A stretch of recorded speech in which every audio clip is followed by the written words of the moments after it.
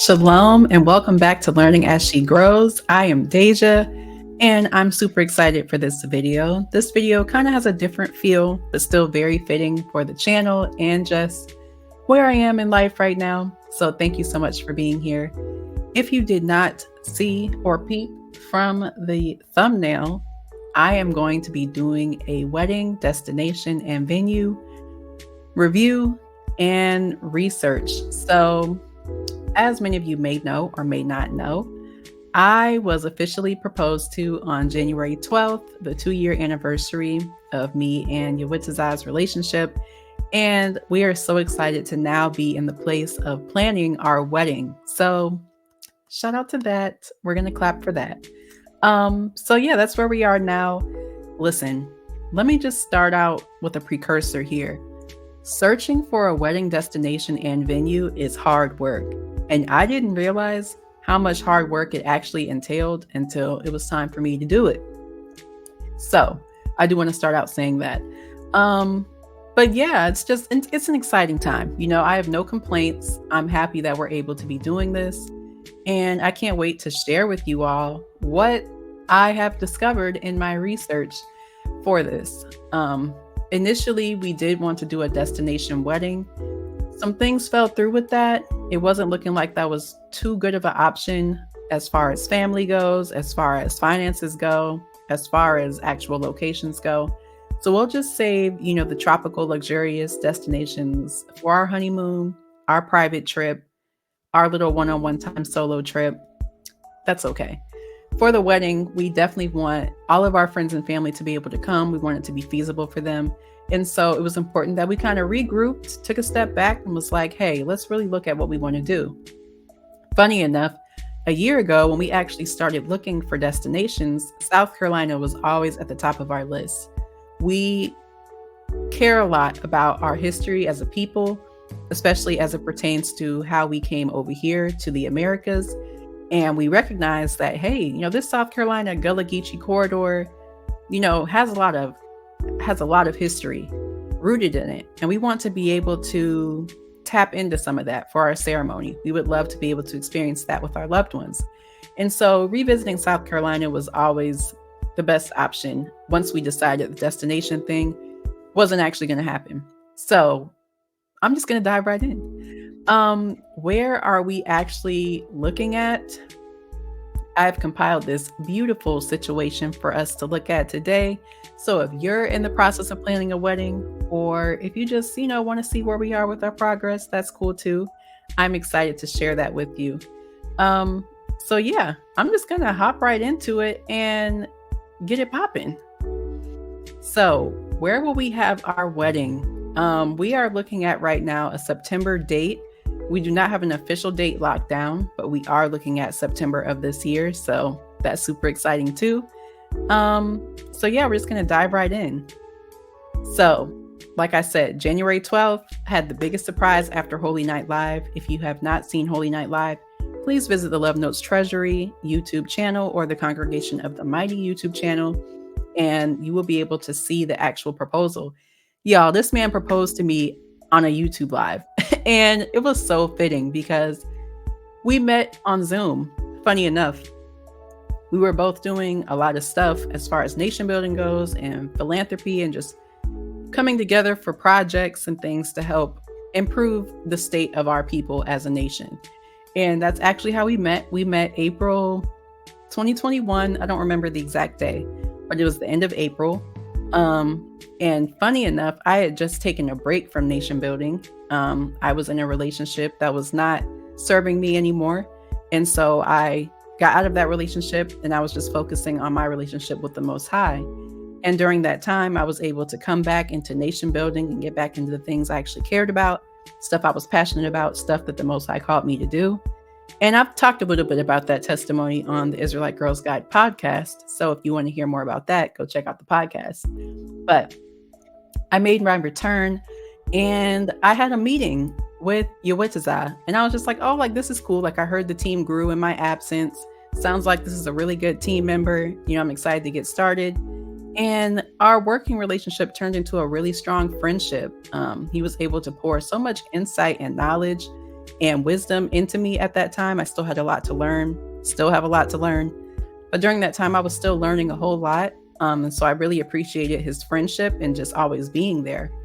And we actually didn't meet in person for another 8 months. So we met on Zoom in April, was on Zoom talking every day, working, WhatsApp every day, talking, working.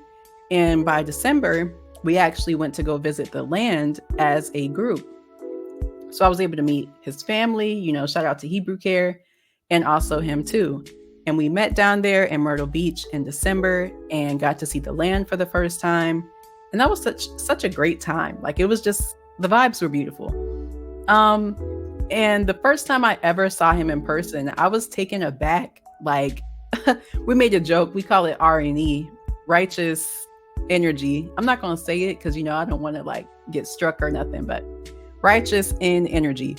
And pretty much just to say, like, I don't know, would I say awestruck? Maybe. I was just in a state of awe. I've never been around someone that caused me to pause that much, to where like I was just like shy, didn't know what to say. I was nervous. I was like, whoa, like his energy is a lot. And I don't know why I feel like this. And Taya, she at first she was like, getting adjusted, warmed up, but she was able to like move on from that very quickly. But it took me like the duration of the trip to actually be comfortable around this man. And I was like, why do I feel like this? I couldn't quite place it. And so we got back home and I kept thinking about it. I'm like, like, is there something to that? Like, I really don't know. Like, it's something to that, but maybe I'm just, I don't know. This virtual stuff just got me jacked up. So that's just what I was attributing it to. And so funny enough, 2 weeks later, we actually went back down to the Myrtle Beach area, Lumberton area to go camping. This was my very first camping trip ever. And Yawitazai actually drove back down. He and Elijah, shout out to Elijah, drove back down from Pennsylvania to go camping with us. And that was so fun, y'all. Like, when I tell you, that was my first experience ever camping, ever pitching a tent, ever sleeping outside for real. But it was so fun, so refreshing to my spirit, so renewing, so rejuvenating. I loved it so much. And during that time, I was able to spend more time with Yawitazai and get to know him more on a more personal, deeper level. And at that point, I just felt so safe in his presence, Nothing at that point had turned romantic, but I was just like, wow, like, this is a really great man of the Most High. Like, I really enjoy being around him. Yeah. So during that trip, I could kind of tell like it was something like, feelings were fluttering and flickering and all that type of stuff. And so actually the end of that trip ended. We spent a large portion of that night sitting outside by the fire. It was pouring down rain. Elijah and Jatea had already gone to bed. We were just sitting out there talking about a fire in the pouring rain. And it was a vibe. And I was like, wow, like, I really love this. Okay. Wasn't what I was expecting, but I love that. So fast forward to January. And, by that point, we had both gotten back home, had time to meditate on the events of the camping trip. And he actually reached out to me, with a nice little vibe. He wrote me the most beautiful poem, just expressing his thoughts, what he was thinking. Apparently, Jatea had sent him a quick little plug talking about, oh, somebody is interested in you or something like that, she said. I don't even remember fully. And so I'm sure he was surprised. He would say it even today. He was surprised. Like, he didn't even think that, I would have been interested in him or that I was interested in him. And so hearing that, he was kind of like, okay, like, maybe I had these thoughts too, but I kind of put them away just because I didn't think it was a thing. I'm not trying to overstep bounds. I enjoy having the sister as a friend. I just, don't want to jack anything up, being that we work together. But no, I'm so happy that he expressed what was on his mind that day. And ever since then, it's just been like, yeah, we're doing this. Like, we made that commitment literally in that moment. And so I think that's also a misconception that we are working hard to break as far as what constitutes a marriage goes. Because when you make a commitment to another person under the Most High and you honor that commitment, that's what that is. There is no going back. You've made your decision. And so that's what we did. And now 2 years later, we're sitting here planning our ceremony. So yeah, all praise to the Most High for that. I love telling that story. So that was a long background, but I had to give it because the history is super important. So yeah, go check out the proposal if you haven't already. It is on my channel, so you can see it there. So yeah, locations. I already kind of touched on why South Carolina was top of our list as far as locations go. Being in the area where our ancestors first stepped foot into the New World was super important to us. And so South Carolina has always been at the top of the choice. I don't know why we ever deviated. You know, it sounded cool. It sounded fun. It sounded like it was going to be less expensive to do it out of the country. In reality, it really wouldn't have been, and it would have been way more expensive for our guests. And it would have put them way out of the way as far as convenience goes. To where now, you know, a lot of people can just drive to where it's going to be at. If you do get a flight, it's not going to be $600. So yeah, that's how we ended up with these locations. So we have Charleston up here, Myrtle Beach, and Hilton Head. Now, Charleston was like the largest slave port for the entire transatlantic slave trade. A lot of rich history is in Charleston. So that's definitely a plus as far as visiting the location. Also, my dad's family is from Charleston, so I have roots in Charleston. So that was super important too. Myrtle Beach is also on the Gullah Geechee corridor. And Myrtle Beach is very special to me and Yuwitazah. We spent so much time in Myrtle Beach. Let me just tell y'all. Of course, the first time we ever met was in Myrtle Beach. So maybe that's a little, you know, egg drop. Maybe that's a little Easter egg. That's what it is. A little hint at where it might be at. But Myrtle Beach was the first place we ever met in person. And last year, actually, we spent so much time in Myrtle Beach, y'all. Literally, I think we spent like 2 months during the winter in Myrtle Beach, just vibing in Airbnbs and enjoying just, you know, getting used to being a family. So that was super fun time. So Myrtle Beach is definitely up there. Hilton Head is up there kind of as like I don't want to say consolation prize. Hilton Head is just kind of up there like this could also be a nice place to go as well, because it is near Savannah, Georgia, which is also a major slave shipping port. And so all of these locations are just central locations for that. So yeah, I'm just going to dive right in to show you which ones we actually are considering. But first, before I do, these are the considerations. Now, when it comes to the venue and location and all that, we had to put our deal breakers up here because we want things to be efficient. We want stuff to be cost effective. We want stuff to be convenient. And we also want it to be nice. So these are like the top 5 considerations. 1, we really want an oceanfront venue, but not on the beach. And let me just explain this to y'all. I don't want to be shuffling through sand during the ceremony. And I know the guests don't want to either, but we want to see the ocean. I don't think that's a tall ask. And I have found some stuff that does adhere to that qualification. So shout out to that. So number 1, oceanfront venue, not on the beach. Number 2, a private ceremony space. When it comes to beachfront weddings, listen, these places will have you on the beach and it'll be a whole other families just circling around, attending your wedding, weren't even invited, vibing out, watching you in their bikinis, drinking a beer on the beach. Like, no, that is not what I want. So it was important that we have access to a private ceremony space. Yes, I want to see the ocean. Yes, I want to see the beach.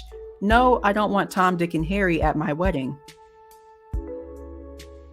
Okay, moving forward. In-house catering. This was a big one too. The cost of a wedding can really go up there, right? And of course, it'd be easy to be like, oh, just have your family come and cook and bring something. I want my family to be able to enjoy the day. I don't want any of my family and friends to be working on this day. This is a celebratory day for all of us. It's the day 2 families are coming together.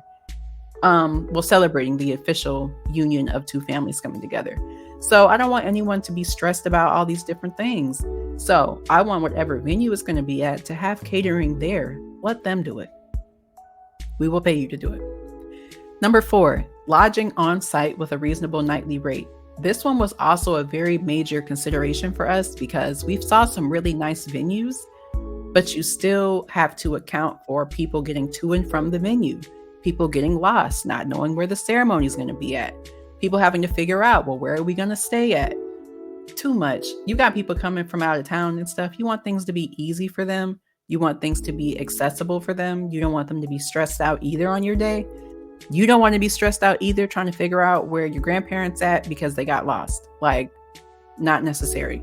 So lodging on site was a very key consideration for us. And lastly, a reasonably priced ceremony and reception cost. This was also a major thing too, because don't tell me that the ceremony is going to cost $5,000 and that the reception is going to cost $20,000. You're crazy. Don't tell me that the food is going to be $200 a plate. You're crazy. And I'm not going to do it. So these are the considerations that we actually put in place. So when we did our search, we already went in with this in mind. And way before we even had these considerations, when we were looking at things, these were things that came up and we were like, oh, we should consider this. That way we knew what to look for moving forward. So we wouldn't even waste our time. So yeah, these are the things we're going to keep in mind as we continue on. So for each location, I did come up with 2 to 3 venues. So the first, Seabrook Island Weddings for Charleston, and number 2, Tides Folly Beach. Now, Seabrook Island Weddings, as you see from the little photo here, which I'll show you some other photos too. Beautiful venue, beautiful on a river. It suffices the need to be near the water, but not on some sand. You got a private ceremony. You know, it's just gorgeous. Love it. So we're going to dive into that. I love this scene so much. It just gives all the vibes I wanted to give. This is a reception space as well. I also want to preface this by saying I did not want a stuffy reception space. I really hate them banquet rooms that just feel like stuffy. I don't like that. So that was something I definitely wanted to consider. Now, Tides Folly Beach. This is a beautiful, setting. As you see, the sand is right there. It's like, do I want the sand? Also, the pier view could be a vibe for somebody. It's not our vibe.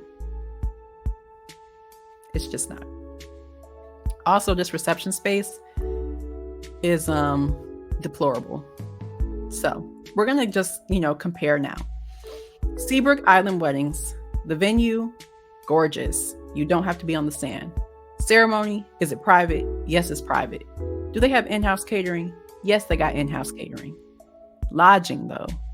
No lodging on site. Seabrook Island Weddings is actually in a private golf club community. So there are people that live in this neighborhood, but, it's not available to the public like that. And moving into the cost factor, as you see, I did not select cost for this. It's very expensive. If you're not a member at this club, you have to spend a minimum of $10,000 for the reception. Not an option. Moving on, Tides Folly Beach. The venue, sandy venue, like, come on. The ceremony, not private. Come on. Catering, yes, they have in-house catering. Yes, they have lodging on site because Tides Folly Beach is a hotel. And the cost is not bad. The cost was like $45 a person for the reception, which was not bad at all. Nightly rate, about $150 per night for the rate. Not bad at all, but I would like to have a private ceremony. I would like to not be on the sand, These are things that I just desire. So keeping this in mind, we're going to move forward to the Myrtle Beach venues. Myrtle Beach venues. We got Kingston Resorts, we got the Doubletree Resort, and we got the Marriott Grand Dunes. Now, I don't want to say that I'm a little biased, but I might be. The Myrtle Beach venues were definitely like that. Compared to Charleston, I loved what I saw from Myrtle Beach. So shout out to Myrtle Beach. Kingston Resorts. As you see, you have this beautiful lawn, right? You're not in the sand. You have a view of all the palm trees. You got the ocean back there. So it suffices, as far as that. And, semi-private ceremony. I would give it private just because they did try to do a diligent job of kind of blocking it, with the walls over here, the trees over there. So you won't have a bunch of randos like literally staring at you like 2 feet away. That was very important to me. Y'all, can we get into this reception space? Listen, to have floor to ceiling windows, panoramic view of the ocean for the reception, that is beautiful. Enough said, it's beautiful. Doubletree. Doubletree also has a very nice ceremony space. They have, the salon area, you have your ocean view, you're not on the sand, private ceremony. Love that for Doubletree. This is not bad for reception space. I like that you have the option to be outside for your reception. Since we'll be in September, it won't be too hot, prayerfully. Prayerfully the bugs won't be too bad. So it'd be nice, for an evening reception outside. I can dig it. I like that. They even got the heaters out there. If it were to get cold, they accommodate for that. So that was cool to me to see that. Marriott Resort and Spa Grand Dunes. I love this ceremony space. I love that, you're not on the ground level. I feel like this does offer more of a private ceremony situation. Once again, you have that oceanfront view. You're not on the sand. Love that. Love that. Now for reception space, I love this too. I love this. It looks like they repurposed the same area. So the one downfall for this would be, having to shuffle to some other location while they get this ready for the reception. Could be a little annoying logistically, but I'm sure they got it figured out. But I do love the ceremony space. Again, you don't have to be inside if you don't want to be. So I love that they have the option to be on like this little rooftop area. So the comparison, Kingston, loved the venue. Come on now. That lawn was gorgeous. No sand, private ceremony. Catering, in-house catering. That is a plus. Like I already said before, that is a plus. And it's not too out of the way as far as the cost. It's about $50 per person for a plated dinner or $70 per person for a buffet, which is not bad at all. Lodging on site, yes. Let me say too, for Kingston Resorts, this is a whole campus complex. It's not just one hotel. They have several accommodation options on this property. You can stay at the Hilton, you can stay at the Embassy, or you can stay at Kingston Condominiums. And Kingston Condominiums is actually, you can have multiple occupancy to a room. So you could have like a 4-bedroom situation and you could have like 10 people in one room and split that cost. Now, that makes a lot of sense.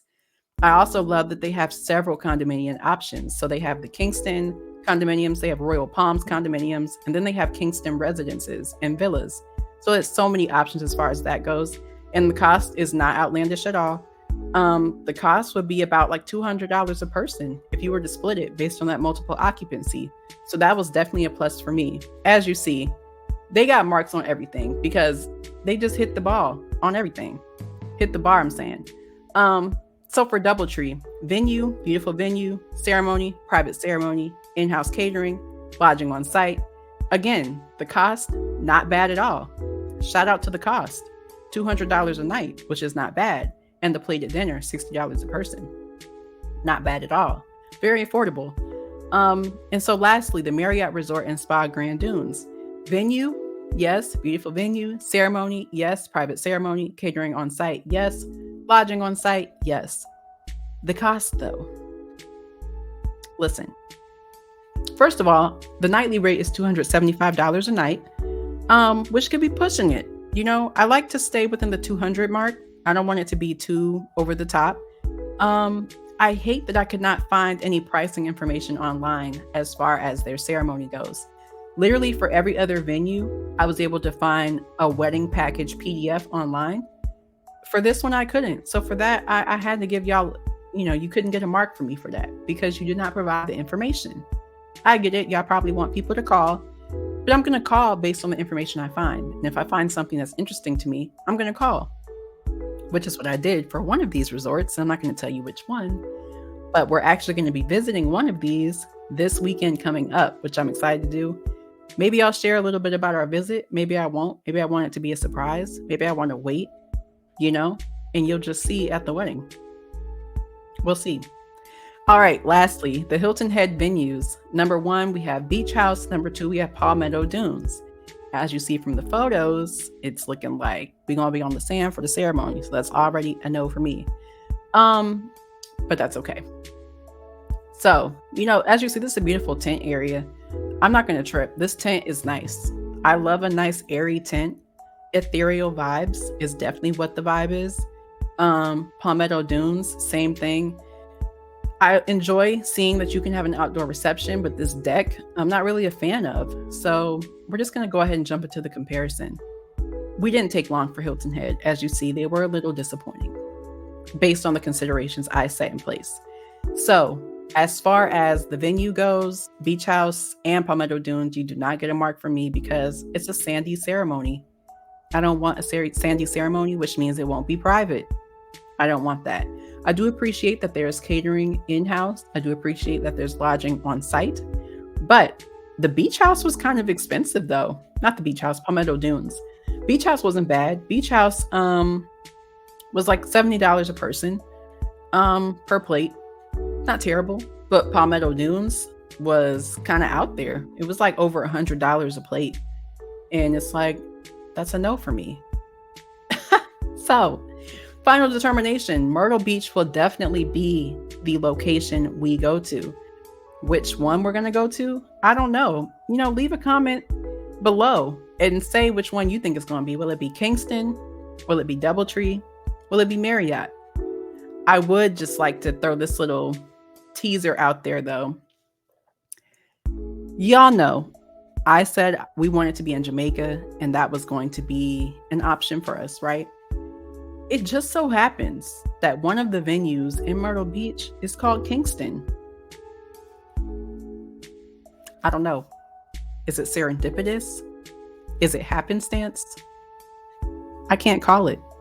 But we will be visiting one of these locations this weekend, which I'm excited about. And yeah, I just wanted to go through this with y'all. I want to document this. This channel is meant to just kind of be a documentary, an ongoing documentary of different stuff going on in my life, different things I'm learning, different things I'm doing. So I definitely wanted to share this moment with y'all. Y'all were able to be there for the proposal, which was so cool. So I definitely want to take you along with me as we figure out where this wedding is going to be at. I will say though, I have already found my dress, already working on the dress. It should be delivered the end of April, and there will be some slight alterations and customization that has to be done to it once it lands. But it'll be 90% finished. So that's exciting. So yeah, everything's just moving right along. No complaints. So I'm just excited to share all this stuff with you. But please, yeah, leave a comment below. Which one do you think we're visiting?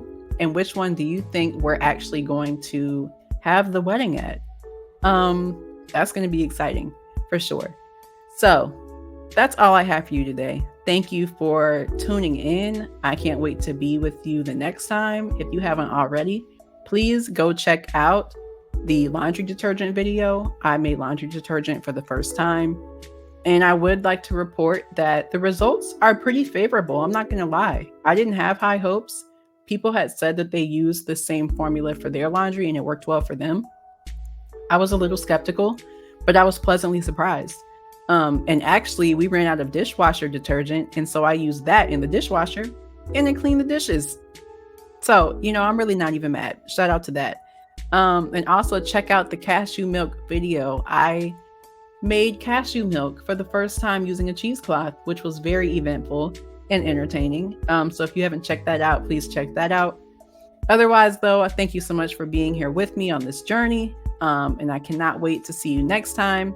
Shalom.